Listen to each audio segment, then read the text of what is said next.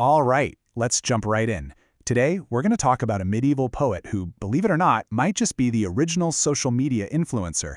And his name? Geoffrey Chaucer. I know what you're probably thinking. A 600-year-old poem and social media?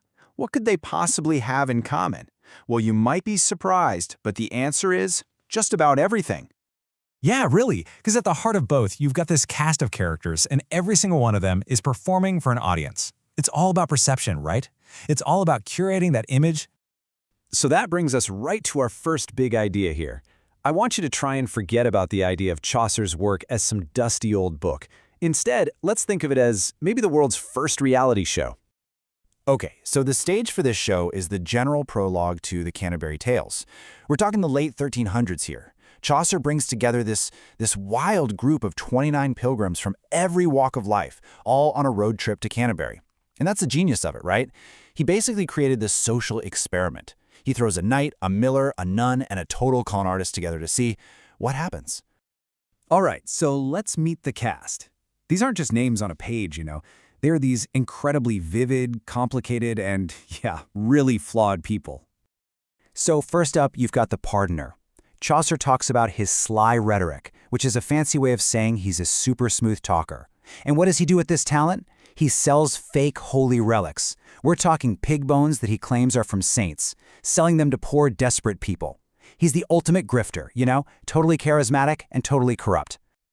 But then, on the complete opposite end of the spectrum, you've got a guy like the Franklin. He's this rich landowner, and he's famous for just how welcoming he is. His house is always open, the table's always full of food and wine for anyone who stops by. So you see what Chaucer's doing? He's showing us the whole range of humanity. And this is where you really see Chaucer's genius shine. It's all about that gap, the gap between who people pretend to be and who they really are. So look at the prioress. Her public persona is all delicate and pious, but underneath she's vain and pretty prejudiced. Or the monk, he's supposed to be this devout holy man, but he's way more interested in hunting and living the good life.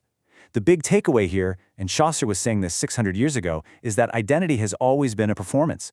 So why was Chaucer so obsessed with this idea of hypocrisy, with performance? Well, to get that, you have to understand the world he was living in. And let me tell you, it was chaotic, a real age of crisis. I mean, the 14th century was just hammered by disasters. You had the Black Death showing up around 1348, which was catastrophic. Then came massive political upheaval, like the Peasants' Revolt in 1381.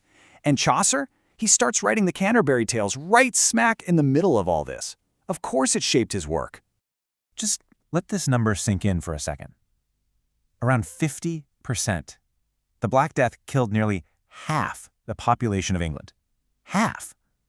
I mean, an event like that, it doesn't just kill people. It completely shatters the world you know. The old feudal system, this rigid structure where everyone had a specific place, gone, broken. And what happens next is fascinating. Suddenly, there aren't enough workers, so a new, ambitious middle class starts to emerge. At the same time, people are looking at the big institutions like the church and thinking, you guys are corrupt and you couldn't do anything to stop the plague. So you have all this anxiety, all this social change, and it's the absolute perfect fuel for Chaucer's sharp, satirical eye. So, okay, how does this all connect back to us right now? Well, it's pretty amazing, because when you really look at Chaucer's characters, you start to see their modern-day twins everywhere. Think about it. The pardoner, using fear to make a buck? He's basically the ancestor of today's televangelist scammer. The prioress, totally obsessed with her image, trying so hard to seem perfect and refined, she is the original social media influencer, curating her feed. And the wife of Bath, this bold, outspoken woman demanding power in her relationships, people have called her a proto-feminist icon. These characters, these types of people, they're absolutely timeless. Seriously, long before anyone even thought of the term personal brand, Chaucer's pilgrims were experts at it. Step 1, curate your look, your costume. Step 2, perfect your performance, how you talk and act. And step 3, manage your reputation, control the narrative by telling your own story. I mean, does that sound familiar? It's exactly what influencers, politicians, heck, it's what a lot of us do online every single day. And it's not just the characters. The whole structure of the Canterbury Tales, this big ensemble cast with all these different people and their stories all mixed together, that's basically the blueprint for so much modern TV. You can see its DNA in everything from a serious drama like The Wire to literally any reality competition show. Okay, but we need to be real here. It's not all just fun parallels to today. Chaucer's legacy is, yeah, it's brilliant, but it's also really, really complicated. We can't just celebrate him and ignore the more problematic stuff. Let's go back to the wife of Bath for a second. So, is she this powerful feminist icon way ahead of her time? Or is she just a misogynistic stereotype created by a man reinforcing all these negative ideas about women? Honestly, academics have been fighting about this for centuries. And the real answer? It's probably somewhere in that complicated, messy middle.